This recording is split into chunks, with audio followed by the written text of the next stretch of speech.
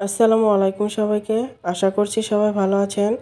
আজকে আমি আপনাদেরকে ফ্রিজে রাখা চাউলের গুঁড়া দিয়ে দুধ চিতই পিঠা তৈরি করে দেখাবো। অসংখ্য ছিদ্রযুক্ত এই দুধ চিতই পিঠা খেতে অসম্ভব মজা হয়েছিল। তো আশা করছি এই রেসিপিটি আপনাদের ভালো লাগবে। তাহলে চলেন দেরি না করে এই রেসিপিটি ঝটপট দেখে নিন।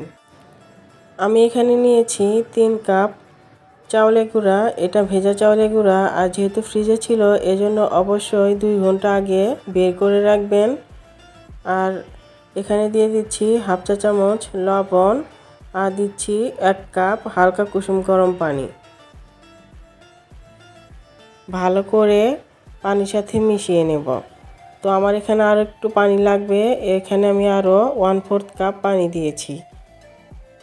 ভালো করে নেড়ে চেড়ে নেব। এবার একটা আমি ডাল ঘুটুনি নিয়েছি, এটা দিয়ে ভালো করে ঘুটে নেব। ঠিক ডাল যেভাবে ঘুটে সেভাবে। চাইলে ব্লেন্ডারেও 2 মিনিট ব্লেন্ড করে নিতে পারেন। তো 5-6 মিনিট ধরে আমি এভাবে ডাল ঘুটুনি দিয়ে ঘুটে নিয়েছি। আর এর ব্যাটারটা কিন্তু এরকম ঘন হবে, হয়তো দেখেই বুঝতে পারছেন।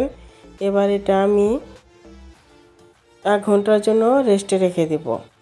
আর এদিকে আমি দুধটা রেডি করে নেব। এজন্য চুলায় আমি 6 কাপ দুধ বসিয়ে দিয়েছি। এটা অনেকক্ষণ ধরে আমি জালও করে নিয়েছি, এটা আরও জাল করে নেব। এবার এখানে দিয়ে দিচ্ছি 2 টুকরো দারচিনি, 3টা এলাচ আর 1 চিমটি পরিমাণ লবণ। যারা মিষ্টি জাতীয় জিনিসের লবণ খেতে পছন্দ করেন না তারা দিবেন না।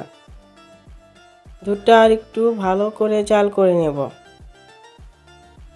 চাইলে আপনারা এখানে গুঁড়ো দুধ দিয়ে দুধটা ঘন করে নিতে পারেন। আমি গুঁড়ো দুধ দিচ্ছি না, দুধটা জাল করেই ঘন করে নিচ্ছি। দুধটা ভালো করে জাল করে নিয়েছি। আর এবার আমি চুলাটা বন্ধ করে দিয়েছি, কারণ এখানে এখন আমি গুড় দিব। অতিরিক্ত গরম দুধে গুড় দিতে যাবেন না, তাহলে দুধটা কেটে যেতে পারে। তো আমি চুলাটা বন্ধ করে দুধটা হালকা ঠান্ডা করে নিয়েছি। এবার আমি এখানে দিয়েছি হাফ কাপেরও একটু বেশি খেজুরের গুড়। মিষ্টিটা আপনি কম বেশি করে নিতে পারেন। তো দুধটা রেডি হয়ে গেছে। এবার আমি পিঠাটা ভাজবো। এজন্য চুলায় এরকম মাটির একটা পাত্র বসিয়ে দিয়েছি। আপনারা যে কোনো কিছুতেই ভাজতে পারেন। তো ঢাকনা দিয়ে ঢেকে দিচ্ছি।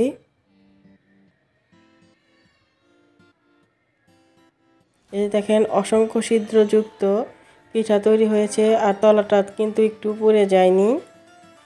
তো আমি আরেকটা পিঠা তৈরি করে আমি আপনাদের দেখাচ্ছি। আর ব্যাটার দেওয়ার সময় অবশ্যই ভালো করে নেড়ে চেড়ে নিতে হবে। এই তো হয়ে গেল আরেকটা পিঠা। এবার এটা আমি সরাসরি দুধে ভিজিয়ে নিব। এই যে,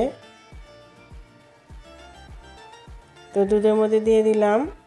এবার ঢাকনা দিয়ে ঢেকে রাখবো। তো অবশ্যই ঢাকনা দিয়ে ঢেকে রাখতে হবে। তো এভাবে করে আমি পিঠাগুলো ভাজবো, আর দুধের শিরায় দিয়ে দিব। তো সবগুলো পিঠা আমি দুধের শিরায় দিইনি, আমি এখানে 6টা পিঠা ভিজিয়েছি। কারণ আমি যে পরিমাণ দুধ নিয়েছি তাতে 6টা পিঠাই যথেষ্ট। এর চেয়ে বেশি দিলে দুধটা একদমই শুকিয়ে যাবে।